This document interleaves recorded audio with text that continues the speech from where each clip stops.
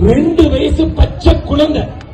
எனக்கு என்ன தெரியுமா மனசுக்குள்ள படுது, இந்த எடப்பாடி ஐயா ஆட்சி வந்து இந்த சினிமால எல்லாம் சொல்ற மாதிரி என் ஊரில் இருக்கக்கூடிய பெண்களை கையை தொட்டால் அவன் தலை கீழே விழுகிற அளவிற்கு எடப்பாடியோடைய ஆட்சி வரணும், சட்டத்துடைய ஆட்சி வரணும் நான் நினைக்கிறேன். எங்கேயும் போக முடியல.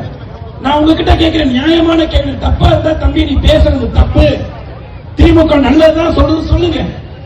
நான் உண்மையை ஒத்துக்கிறேன்.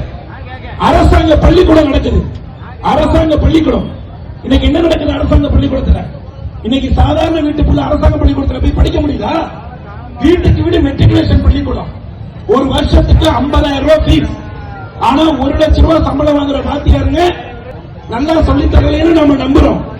ஆனா 10,000 ரூபாய் சம்பளம் வாங்கி கொடுக்கிற மிஸ்ஸுங்க நல்லா சொல்லி தராங்கன்னு நம்புறோம். அந்த அளவுக்கு இன்னைக்கு அரசாங்க பள்ளிக்கூடங்கள் கெட்டு கிடக்கு.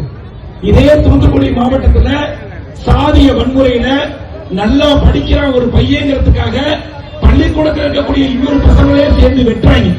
இந்த சம்பவம் உங்க வாழ்க்கையில என்னைக்காவது நினைச்சு பார்த்திருக்கீங்களா? இன்னைக்கு ஆசிரியர்கள் பையனை அடிக்க முடியல, தண்டிக்க முடியல. அந்த அளவுக்கு ஆசிரியர்களுடைய கைகள் கட்டப்பட்டிருக்கு இந்த அரசாங்கத்தில். இங்க இருக்கக்கூடிய காவல்துறை அதிகாரிகள் நான் மனசாட்சி சொல்றேன், இங்க இருக்கக்கூடிய யாருக்காவது கஷ்டம்னு போனா இந்த போலீஸ் ஸ்டேஷன்ல ஒரு நியாயம் கிடைக்கிறதா?